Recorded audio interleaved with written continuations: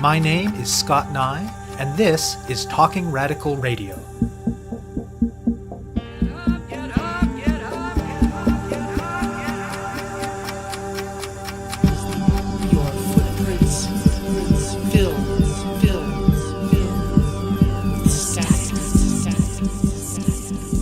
Hello and welcome to Talking Radical Radio, where we bring you grassroots voices from across Canada. We give you the chance to hear many different people who are facing many different struggles, talk about what they're doing, how they're doing it, and why they're doing it, in the belief that such listening is a crucial step in strengthening all of our efforts to change the world. On this week's show, I'll be speaking with Cathy Crowe. A few weeks ago, the Conservatives, under the leadership of Doug Ford, won a provincial election in Ontario. The platform they ran on was rather scant on detail, to say the least, so the policy and spending implications of this victory remain vague but ominous.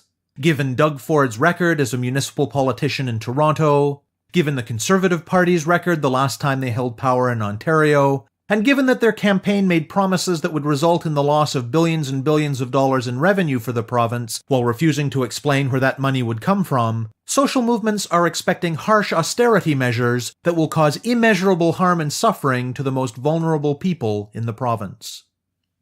No doubt over the next few years, there will be episodes of Talking Radical Radio about resistance of various kinds to this new government. Today's episode, however, is based on an interview recorded just one day after the election. Cathy Crowe is a street nurse, and for more than 30 years, she has not only been working with and delivering primary health care to homeless people in Toronto, but she has been heavily involved in a wide range of activism, organizing, and advocacy around homelessness, poverty, and housing. She reflects on that long history of involvement in this interview, on what has worked and what hasn't, on what she describes as the post-apocalyptic scene that resulted the last time Ontario brought a new Conservative government to power, and on her early thoughts about Doug Ford's win and its implications. Crowe was initially politicized as a young working mother in the 1980s. The Cold War was in full effect, and it was the vibrant anti-nuclear movement of that era that first drew her in. She was part of founding a group called Nurses for Social Responsibility, which existed for over a decade. It began with a focus on anti-nuke and peace issues, and eventually tackled things like reproductive choice, homelessness, and pushing professional organizations in the nursing field to engage more seriously with social and political issues. Her professional trajectory started with hospital-based work, and then a stint in a private clinic, before she found her place in the community health sector, where she has worked over the years in a range of community health centers and in other organizations serving poor and homeless people. Being a street nurse has meant providing primary health care to people experiencing homelessness and deep poverty in community-based settings, which has often included drop-ins and shelters, but also in places like encampments under bridges and in the tent city that existed on Toronto's waterfront between 1998 and 2002. And at every step of the way, it has also meant involvement in grassroots political work related to poverty and homelessness. Most of that has been focused on the local level. Anyone following the high-profile fight against the inadequacy of Toronto's emergency shelter system this past winter would likely have encountered Crowe's name, for example. But much of that work is actually about things that are under the province's control, and some has involved work with a national profile as well. During the height of the cuts by Ontario's last Conservative government, beginning in the second half of the 1990s, Crowe was not only working as a street nurse, but was a co-founder and the volunteer executive director of the Toronto Disaster Relief Committee. They played an important role in responding politically to the harms of those cuts, and in pushing the City of Toronto, and eventually the Federation of Canadian Municipalities, to declare homelessness a national disaster, which in turn was one factor spurring the federal government of the day to take some much-needed, though still insufficient, action. Her involvement continues to this day in challenging the many ways our systems do harm to homeless people. And with this new government, things seem poised to get much, much worse. I speak with Crowe about her involvement in struggles against poverty and for social justice in Ontario in the last 3 decades, and about what the victory by Doug Ford and the Ontario Conservatives might mean. My name's Cathy Crowe. I call myself a street nurse. I work in downtown Toronto, although I've worked nationally a little bit on the issue of homelessness. And people always ask about the term street nurse. It's a term that was initially coined by a homeless guy, maybe 30 years ago, who called across to a group of us who worked at Street Health saying, hey, street nurse. And it was a very friendly, positive description of what we were doing. And so the term stuck. And across the country, many nurses working specifically in the area of homelessness describe themselves that way. For me, it's a political term. It means homelessness got so bad in this country that a specialty in nursing developed. As a nurse, I became involved in social justice issues when I was a young mother. The Cold War was in full force. And so I began to be involved in anti-nuclear issues and issues related to that, and actually formed a group called Nurses for Social Responsibility that lasted about 10 years or longer. And then we spread our wings, if you will, to look at access to choice, homeless health care, many other issues beyond peace and anti-nuclear work. That was kind of a training ground for me, specifically as a nurse, learning a lot of really practical skills around activism and social justice. As a nurse, I fell into working from the hospital to a private medical clinic, then ultimately to a community health center in downtown Toronto. That happened primarily because I saw the ravages, if you will, of extra billing during that period of time when extra billing was allowed by doctors in Ontario. And I saw a two-tiered healthcare system in operation because I ended up working literally on Bay Street in one of the tall towers for some private physicians that provided executive healthcare. I'd been pretty much politicized by my mother, who was a nurse, and a grandfather who was a CCFer and NDPer in the past, to understand some of those issues around the value of social programs and what it used to be like pre-Medicare. So ultimately, a number of factors led me to move to the community. And I happened to land at a place called South Riverdale Community Health Center, which was a hotbed of healthcare activism. So again, it was another training ground for me. And I stayed working in various community health center sites for quite a few years until I reached a point where I did realize that what I could do as a nurse was very limited by the organization. And I very accidentally went to work at a little place called Street Health that provided health care for people who were homeless. They had just gotten funding. I was the second nurse hired.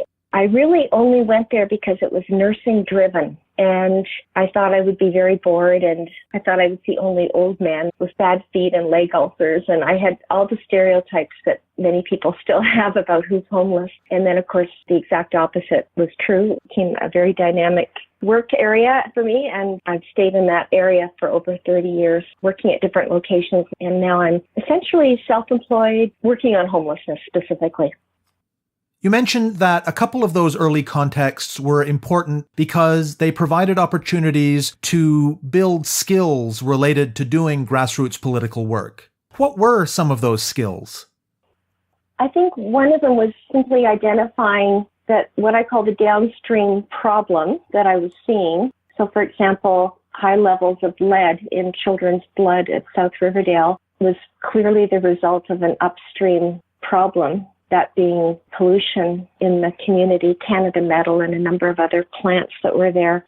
So that my work as a nurse had to be about more than just taking the blood and advising the parents what vegetables they could grow that wouldn't absorb a lot of lead from their backyard. And that lesson has applied to me in everything I've done since. So that being a kind of a basic understanding. And then learning, so how do you then deal with the upstream issues? So that might be activist research that gets used in a political way. It might mean how to lobby a politician. It might be how to bring together community groups to speak with a louder voice to a politician on an issue, how to hold a press conference, how to write an op-ed for the Toronto Star, the Globe and Mail, how to leak a story to the media on something that you think they should know about that you're not supposed to be talking about. Skills like that they don't teach you in nursing school. And what did the everyday work of being a street nurse consist of? It involved providing what you call primary health care to the community, and that means going out to where the community is, providing accessible care. That translated into doing clinics in drop-ins and shelters, and sometimes then responding to other locations. Over the years, then following the trends so that you learn, oh, there's an encampment under this bridge. There's people in the Don Valley. Tent City was a huge example of where street nurses did outreach. That was a 150-person encampment on the waterfront of Toronto that lasted close to 4 years. So it meant then having a regular schedule, reducing barriers so people didn't have to have a health card to see us. They didn't have to have an appointment, just being there and being accessible and having a cupboard of supplies that you could really respond to whatever people were coming in to see you for. And then having good relationships and also spending time following up with people, doing hospital visits, taking people to hospital, just really providing all levels of care and linking them up to the main healthcare system. And of course, our goal was to put ourselves out of business so that the existing healthcare system would be open and accessible and provide care. And that proved to be very, very challenging. I would say the majority of our time was actually spent in doing what people would see as traditional nursing. But there was always a strong component of advocacy. So that meant we absolutely had to learn how to do interviews with, City TV, for example. We absolutely had to know how to go to City Hall to do a deputation speaking to the Board of Health on the fact that, there should be a free needle exchange in the drop-ins. This goes way back. Or that we were beginning to see tuberculosis in our patients. And what was that about? And why hadn't the city public health department disclosed to us that they already knew that there was a TB outbreak? And then, building community skills and momentum on those issues. It's really almost like refugee camp work, to be honest. It's dealing with the health issues you see, but then fighting for the rights for people to have everything from water to safe shelter. Every single day was shocking. Every single day there was some major new development or learning. I think what was important that as colleagues, we became friends, but we also just shared what we were seeing all the time with each other. And that was, I think, a way of coping, but also a way of then strategizing. So what do we do about this? How do we respond? How can we possibly survive this? But how are our patients, our clients surviving this too? We went through a period then when we were also going to a lot of funerals, burying a lot of people too, especially in the late 90s, witnessing absolute tragedies, freezing deaths and death by fire and horrific circumstances. So I think it was a time of just momentous forced learning. I was lucky that the nurse manager of that organization at the time and a couple of others since then just absolutely supported the advocacy piece. And that was before organizations were afraid to do it because of threatened funding cuts. So it was just normal. It was expected of you to be able to do that. And that really helped a lot. It helped our mental health because we weren't just dealing with the tragedies and the horrible health conditions and the deaths. We were also trying to prevent them in a huge way. The other thing that some of these organizations valued was the spirit of respect and inclusion of people that were homeless. So in some cases, people became board members of the organization, people that were homeless. When I worked down at Tent City, I was employed by a community health center, but on this side, in a volunteer capacity, I was also operating as the volunteer executive director of this massive advocacy organization called Toronto Disaster Relief Committee. So between the two, I had to kind of creatively figure out how to do certain things. So down at Tent City, we had a massive force of support that ranged from the Rotary Club to faith groups to social agencies. We would have cleanup days down there. Unions would come down to help us put insulation into the shacks. Roofers would come down to help us put roofs on.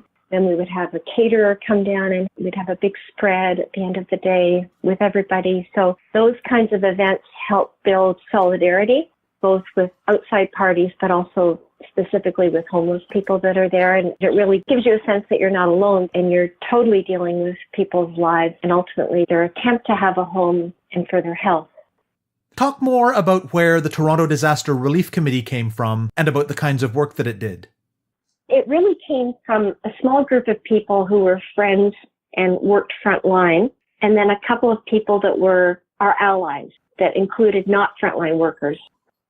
We were constantly sharing really the horrors that we were seeing. This was like 97, 98, that period of time. And it was also after the huge ice storm that had happened in eastern Canada. During that period of time, I'd had this epiphany moment where I thought I should go to Kingston or Montreal to help in the ice storm because that's what I do here. I know how to work in those circumstances of, 200 people put into a gymnasium, that kind of thing. And that's when I realized, well, why would I go there? That's what I'm doing here. And the connection of natural disaster and man-made disaster was made for me. But around the same time, we were all talking about that, and we decided to form a group called the Toronto Disaster Relief Committee and to actually declare homelessness as a national disaster. We began to talk about that in May of 1998, and we handpicked people in a very non-democratic fashion. It was very hierarchical, if you will, but for a purpose. We handpicked people that we absolutely trusted implicitly and who we knew thought the same way we did. Well, that included some key frontline workers, but then it included some unusual characters. Peter Rosenthal, the activist lawyer, John Heap, who was an Anglican priest and former member of Parliament, David Walsh, a progressive real estate developer, John Andrus, a Bay Street financier, and I'm not naming everybody, but we had all worked with them either at Inquest or Project Warmth, which was collecting 30,000 sleeping bags a year. So we formed this group. We spent over the summer to work on a state of emergency declaration, and then we built up for the release of it that fall. And in the meantime, we had to get unions and HIV/AIDS organizations to endorse our declaration, et cetera, et cetera. And then we approached Jack Layton for support. And in that era, Jack Layton was a Toronto city councillor. And then we issued the declaration, and it made history. It was national news. We called for two things. We called for the 1% solution, which was for federal, provincial, and municipal governments to allocate 1% of their budgets back into affordable housing, because that's what they used to spend before it was all cut. And then we called for massive, what we call disaster relief measures at the local level. And although we called ourselves the Toronto Disaster Relief Committee, our intent was absolutely that the relief that should come should be national. And a real expression of that relief effort was announced this week in Toronto, 20 years later, in the form of these huge prefab modular shelters that the city has just purchased for emergency shelter. Because, of course, in Toronto, they have never properly dealt with the emergency all these years. And now it's really at catastrophic proportions. So over the time that you've been involved, the nominal political environment has been quite different at different moments. A social democratic government in the early 90s, very harsh cuts in the later 90s, then a different situation in the early 2000s. To what extent has it changed conditions on the ground to have these seemingly different political environments? And how has that changed your advocacy work in these different moments? It's very impossible for me to say good things have come from any particular government, even the NDP government of the past. But it is easy for me to name the horrors that happened with certain governments.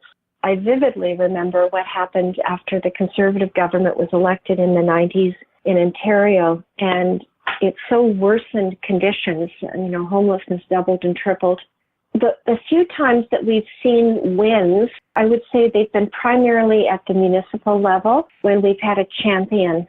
And when we've had a champion, we've been able to kind of access that world of moving municipal policy forward. The biggest example of that, and it really has never been replicated, was when Jack Layton was a city councillor in Toronto. He initially kind of raised his eyebrows when we talked to him about the disaster declaration, but quickly came on board and became a champion nationally on that issue. In fact, convincing the Federation of Canadian Municipalities to adopt the disaster declaration, and many cities did. And it was that municipal effort in terms of policy that I attribute to leading to the federal move to fund a federal homelessness program that did ultimately happen. But without a champion at that level, it's very, very hard, because everyone that's working frontline is essentially working in a disaster zone. The frontline folks in Winnipeg, Vancouver, they can hardly put their head up for air. I know it's critical to build a mass movement at the street level, but you also have to be able to have an ally that can move things along for you. And we're not in a very good place in that world right now at any level of government that I see. So in some ways, it has really convinced me that the strength in activism is to build the activist movement at the street level, with homeless people being a very important part of that. I always tell people that, I've never really witnessed politicians or governments deciding to do something because it's the right thing to do. It's really only come when there's been that kind of push from outside. You can never assume that governments or politicians will do the right thing. What have you learned in your years of doing this work about not just doing political work for and about people who are in such extreme need, but about doing such work with them? I've only written one book before. It was called Dying for a Home. And my relationship working with people who are homeless has always been so important to me. And what I did in that book was I profiled some very special people. So every chapter is their story. I spent many, many, many hours interviewing each one of them. So their story, their voice is there. And it was my expression really to show how important that was. The whole work wouldn't be the same without people's participation. Ontario Coalition Against Poverty is embedded in the poor people's community in Toronto. I have less access to doing that kind of solidarity work right now just because of how I'm situated in the work, but it's absolutely critical. And that's where organizations and people working in the field, they have to have the resources in their work to support that. So that means having literally a budget line in their work so that they can give honorariums to people when they're speaking at press conferences or at events if they're homeless, and being able to pay for them to travel to wherever, to an event.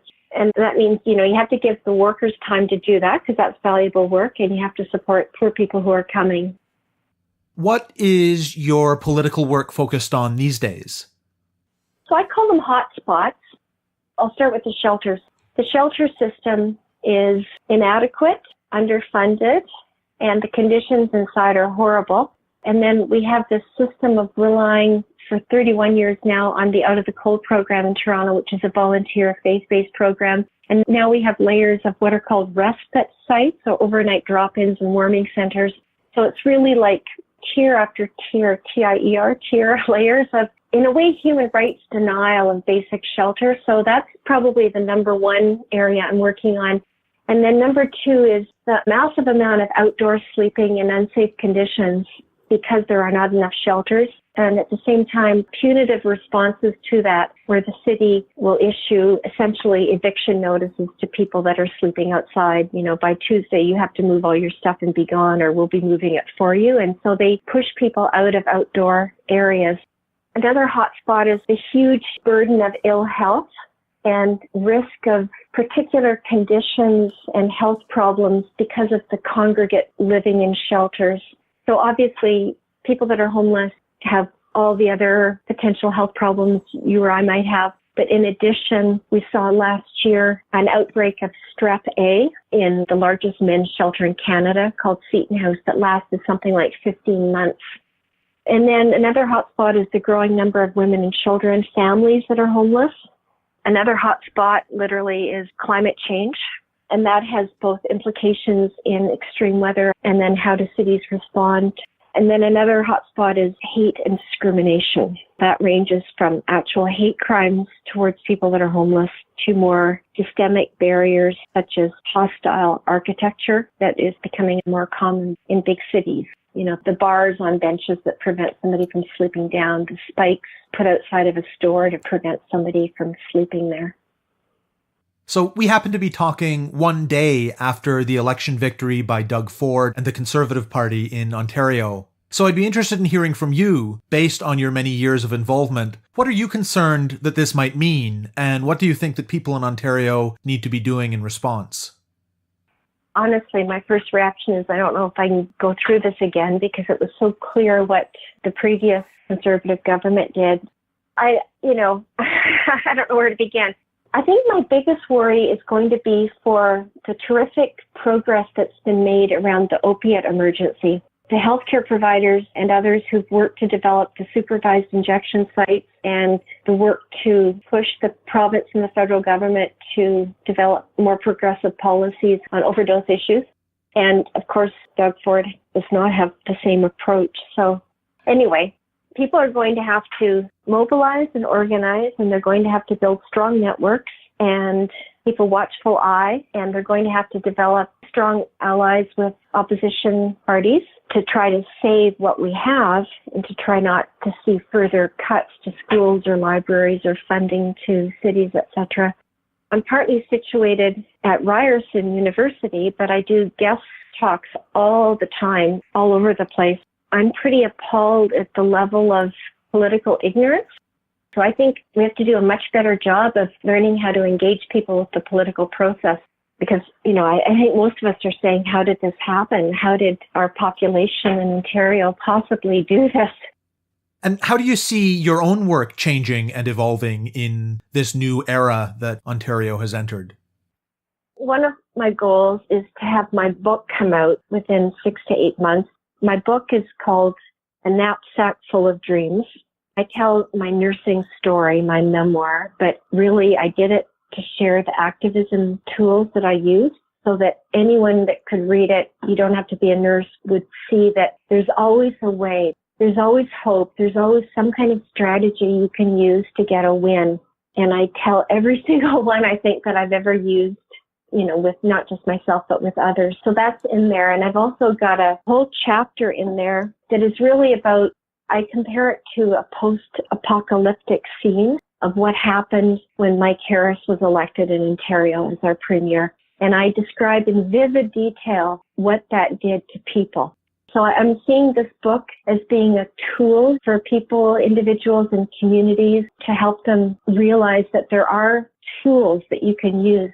So that's one area. And then the other is I'm mentoring a couple of young street nurses, and then I'm developing something called master classes. And I don't mean like a master's in nursing, but I mean like a master class in kind of the art and technique of social justice work, similar to, how in music and dance and photography, there's something called master classes. So I've created about 5 of them. I mostly want to share them with nurses, but I could do them with anybody. And they're, on how to work with the media, how to build a group to create social change, advocacy strategies, just politics 101. So I think I'll put a bit more emphasis into that. And apart from that, I'll still be working on the local scene to try to protect homeless services. So it's just kind of ongoing, right? And it's too soon after last night to figure out what else, except that we have to keep doing something, obviously. You have been listening to my interview with longtime street nurse and social justice activist Cathy Crowe. To find out more about Talking Radical Radio, the guests, the theme music, and the ways that you can listen, go to talkingradical.ca and click on the link for the radio show.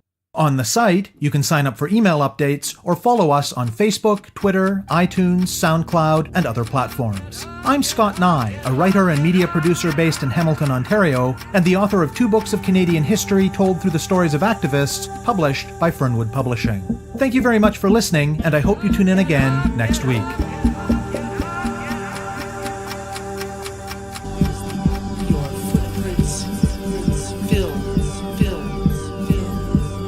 Static.